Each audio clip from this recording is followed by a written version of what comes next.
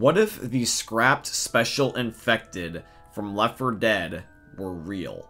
What if all the cut special infected that were only in the prototype stage or in concept art phases were a part of the actual lore? That's what we're going to be talking about in today's episode of Left 4 Dead 2 What If. For those of you guys that are new to this series and have not ended up stumbling upon the channel before, welcome my friends. My name is Black Ninja 797 or John. And when it comes to Left 4 Dead What If, basically this series takes inspiration from the Disney Marvel What If series, where essentially we're doing the exact same concept for that show, where we take all of the different ideas from Left 4 Dead's universe and we just simply end up putting a twist on them and just ask the question, what if? What if X, Y, and Z were different or were made up, etc., etc. And that is what I want to do here with the Special Infected, because when it comes to the Left 4 Dead Special Infected, they are one of the core elements of the entire game.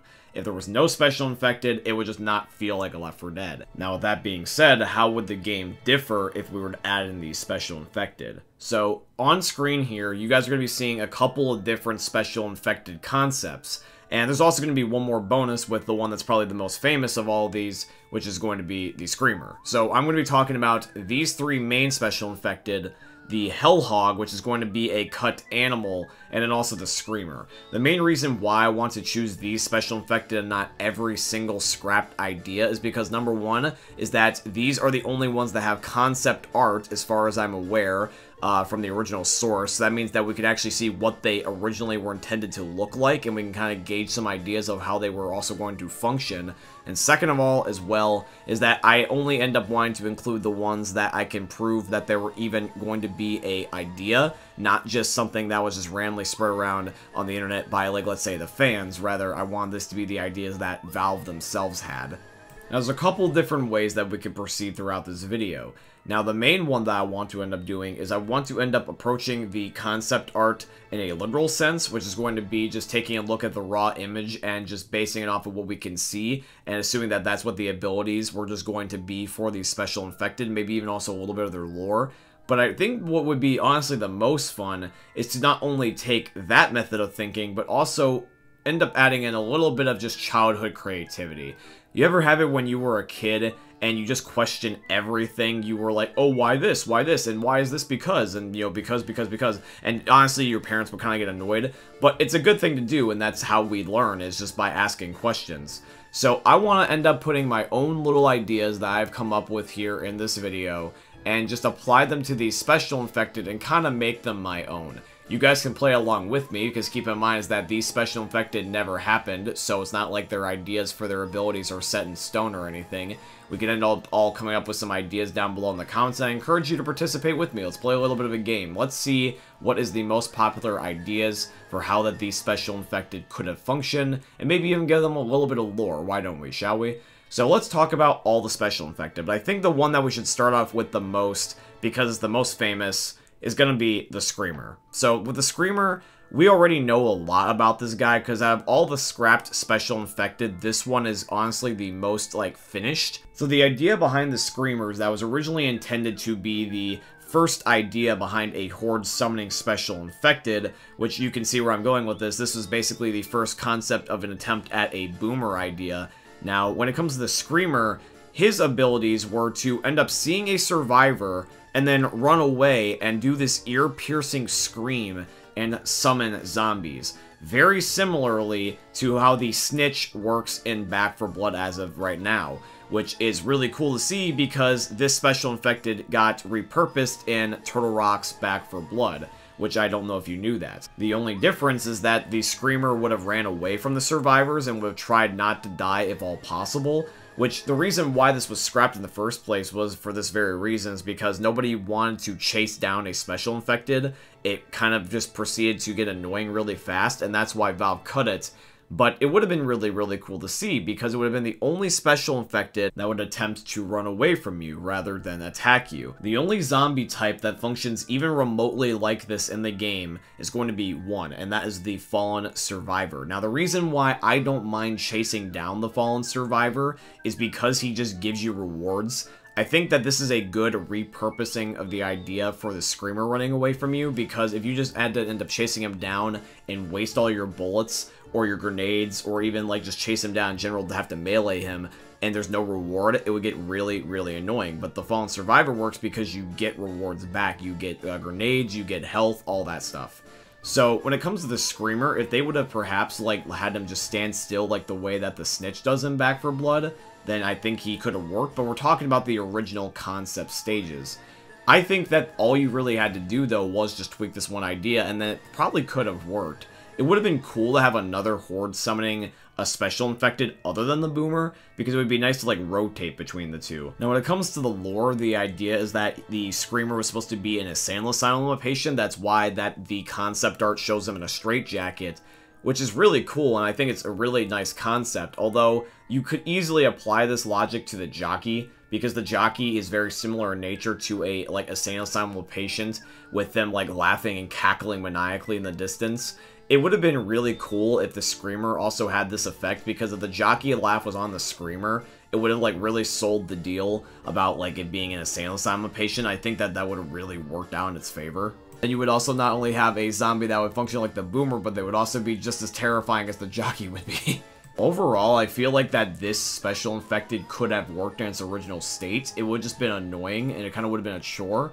But it's not like we don't have any annoying special infected. Every special infected in their own right can be annoying in the wrong circumstances. But I understand why they cut it, and I think all they really had to do was just make it where it didn't run away. And other than that, it would have been basically a okay zombie. I think it would have worked. Now let's take a look at some of these other ones. So these are not as complete as the way that the Screamer was. Now, these really only go by code names, or just end up having a flat-out image and never got a name. So let's talk about a couple of them. Let's talk about this guy right here. This is the zombie that I like to call Rapman. So with Rapman here, basically the idea is that he's got these rats that are just flinging out of his stomach. And there's nothing else to him other than this concept art. So the only thing that we can do is speculate. So let's just say, for hypothetical reasons, that what I say here is just the, I guess, template for his abilities, and we'll just go from there. So let's just say that this is a combination between, like, the idea of a spitter and a smoker. This enemy is meant to basically pin you with, like, long-ranged abilities. So the idea is that it could either fling the rats at you like a spitter, and they can end up chipping away at you and basically being like almost kind of like a spitter effect where they're just like planted in one area and they just nibble at your feet. Maybe they can even chase you, and it's kind of like a spitter goo pile, but it's rats instead, and it can move. So it's like a moving spitter pile, which would be a lot more deadly because then you couldn't jump out of it. You would have to like try to outrun it, which would be a much more harder thing to do. Or what you could have it be is where it ends up like just flinging a whole bunch of rats on you, and it can kind of like pin you down to the ground and you can't move until, like, for example, like let's say you kill all the rats by like shooting at them, or you end up meleeing them or shoving them off, and it's kind of like more like an ability that makes you stuck. You can also even have an idea about how you can end up having the backstory for this character. You could have it be where this zombie type ends up being created from, like, exterminators. Imagine, like, you're an exterminator, and the zombie apocalypse happens right as you're on the job, and you're, like, trying to take care of a rat infestation, and because rats are known for, like, being disgusting and everything, they try to, like, go inside the body, and the body adapts around this, like, harvesting of the rats and, like, the flesh and everything, and it makes this concept. It'd be a really nasty idea, but it'd be really, really cool, and I think it'd be very, very fitting for this concept art. Overall, I can definitely see this being one of the most lethal special infected in the entire game based off of how gnarly it looks. But in practice, it really is just going to depend on what its abilities could be. It could also have a lot of health. It could be, like, quick. It could be very, very just slow. It can also be lethargic. It can be weak. It can be strong. It can be loud. It can be quiet. Really, like, anything is open to interpretation here. I think that this zombie type should be something very similar to, like, a smoker or, like, a spitter combo with, like, all the ideas I listed, and maybe hover somewhere around, like, the health of a hunter or maybe even a smoker, because I feel like that would be the most balanced, because this zombie is honestly my favorite other than the Screamer concept art. But these next couple that are coming up too as well are going to be really, really cool, and I think you guys are going to like my ideas. Now let's talk about this special infected. So this one does have a concept art name, and it's called Meatwall. Now when I look at Meatwall here, other than thinking of like kind of like a boomer tank combo, I just think of this as a boss zombie. Like, this dude looks like he is gigantic, and he's probably around the same size as an actual tank. And this probably would have been a third boss zombie that would have been in the game, because the only other boss zombies are just the tank and the witch. Now, for this zombie, he definitely looks like he could end up taking a lot of damage. Like, this zombie type looks like it would have probably more health than a tank, although be it weaker, because it's not, like, as shredded. It just looks like a giant pile of flesh. Or it could be the other way around, where it's extremely vulnerable and weak, and it actually does a lot more damage, because you can definitely see how it kind of like borders on the combo of like a tank and a boomer. It literally looks just like a walking pile of flesh. I think it'd be kind of cool if you had it where the zombie could like shake the screen as it's approaching you, because the only other zombie that can like affect your vision is going to be the boomer, where it blinds you. But it'd be kind of cool if you could like shake the screen and have it be distorted by this zombie just making these giant like loud ass footsteps and like, you know, shaking the earth. And it's really slow, but if it hits you, it's like a witch where it just automatically kills you. Like, his body and the force of his mass just crushes you underneath. And that would be a really cool idea for a boss zombie. Like, really slow, giant zombie that if you end up miscalculating, you're dead. But however, though, other than that, he would just be kind of like a threat that you can kind of like very easily avoid. An idea that I can relate this to would be the concept of George Romero from Call of the Dead on Black Ops 1 Zombies. If you guys have ever played that back in the day, you know what I mean about a zombie that you can hypothetically leave alone, but if you piss it off, it's going to brutally murder you. I think it would be kind of cool if you could end up having a backstory where this zombie is just a giant combo of other bodies just fused together. Like, maybe, for example, a survivor kind of, like, ended up being, like, thrown into a pile of other bodies when they died, and before they were, like, fully dead, their body started to change, and their body reanimated and combined it with everything else that was around them, and basically made this giant pile of flesh. Because this is kind of, like, too, mismatchy and weird to be just one human body. I think this looks like a combination of all bodies. So you could have it where, like, a couple bodies, if they're, like, thrown in a pile, and the one zombie had this mutation, then you just get this giant combo of all this flesh, and then boom, there you go, there's your zombie. Or maybe you can even have it where, like, if you mix the bodies together, and, like, let's say you're trying to, like, burn them or destroy them, you then get this concept, because, you know, we're just trying to make it up for the sake of our story. Really, really cool and nasty concept, and I think that this, honestly, is one of the most threatening zombies, even though it might just look bare bones. Now, this zombie is going to be called Claws. Now, for Claws, this one reminds me a lot of a combination between the jockey and a witch. Very, very menacing. It seems like it would, like, destroy you if it got its hands on you. And I definitely can see this being a more active zombie, like one that would actually seek you out and try to legitimately destroy you. I think it'd be kind of cool if you could end up having where this zombie was, like, extremely fast. Now, I don't know if you guys have kept up to date with my walkthrough games, but I'm currently on the verge of finally finishing the first Dying Light game for you guys. Now, in Dying Light 1, there is this one special zombie type that is extremely creepy and is very, very scary, and it's going to be the Volatile. This zombie in particular is mortifying. Like, it's horrifying. Like, it's debatably just as scary, if not worse, than when you first would experience the witch back when you were a young kid. The amount of, like, phobias and, like, nightmare-inducing, like, thoughts that I get from this thing is abundant. Because this particular zombie type only ends up showing up at night, and it ends up also having multiple versions of itself. It's got a normal version, and it's even got this mutated version in the following DLC, where it's even stronger and it's more resistant to getting killed, so it's a lot harder to kill, but it's still equally as strong. Now, the problem is with this zombie is that it basically is, like, extremely fast, and if you just stop paying attention for 1 second, it's right on top of you. I think that you could apply this logic with Claws. Imagine if you ended up taking the Volatile speed from Dying Light and putting it on this Claws zombie. Now, you might have to make this a boss zombie then, or make it, like, very, very rare spawns, because we're trying to make it, like, basically overpowered. We don't want it too often, otherwise it'd be just unfun.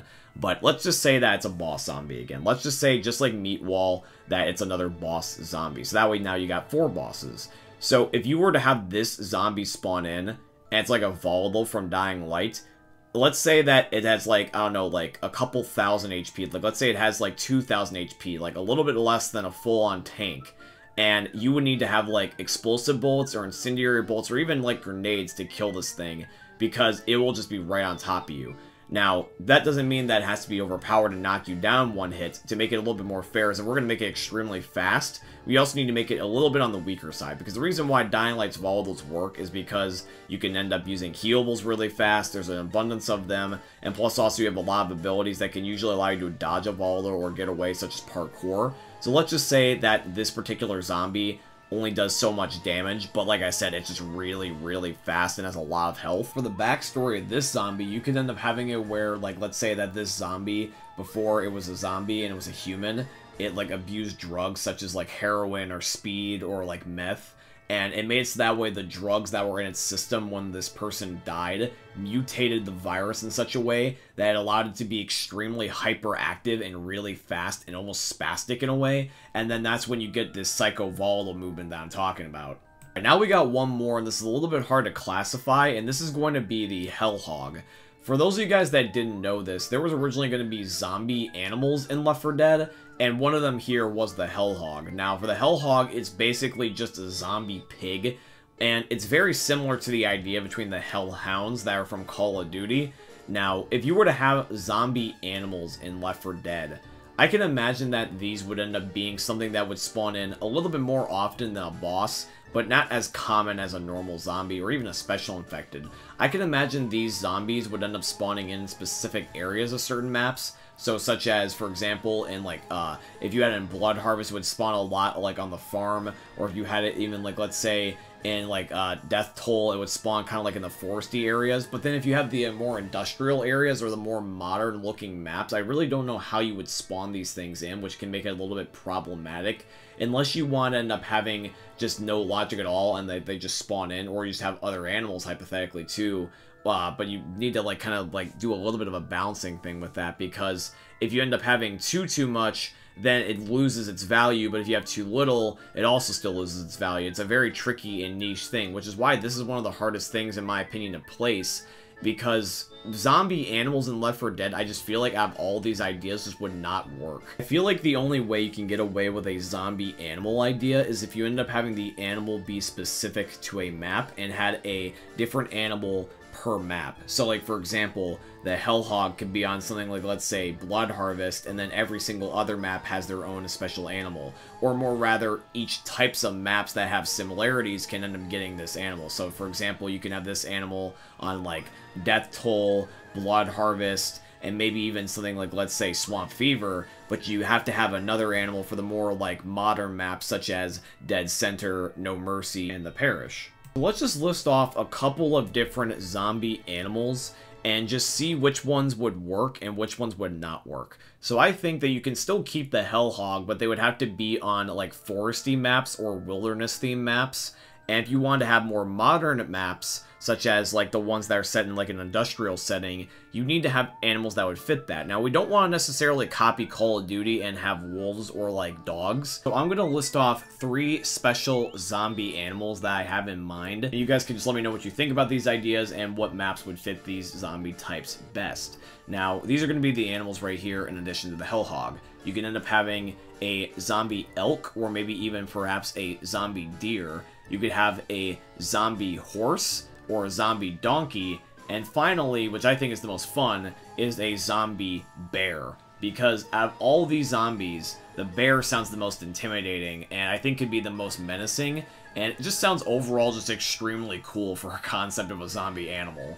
Zombie animals could work, it's just that you would have to find a fine balance between them, and if you don't find that fine balance, you're better off just not having them in the game, like how, for example, they are right now. But the idea and concept was still pretty cool, and it would have been really nice to imagine Left 4 Dead with all these special infected in the game. But yeah, guys, that's going to be it for today's episode of What If. If you guys want to check out the last episode where we end up talking about what would happen if the Left 4 Dead 2 crew never left the Left 4 Dead 1 crew on the passing, make sure you guys check that out. There will be a link down below in the description and an end card on screen. If you guys would like to financially support the channel, I tremendously appreciate if you guys could go check out my Patreon. It's always linked down below in all my YouTube video descriptions, or you guys could use supporter creator code BlackNinja797 in all caps in the Fortnite Epic Games item shops, because Epic is my very first sponsor, and they are sponsoring today's video, so shout out to Epic Games. And yeah, guys, I hope you end up enjoying seeing another YouTube video from the most unique YouTubers you're ever going to see. Thanks for watching, guys. I love ya, and peace out. Hey, meme lords. Jesus here. And you better have enjoyed that video there by the Eternal God Daddy Ninja. You should probably subscribe too, or the mighty Moab will come for your balls. If you enjoyed the video, you might like it too. And give me the memes. Flash, bang, boom!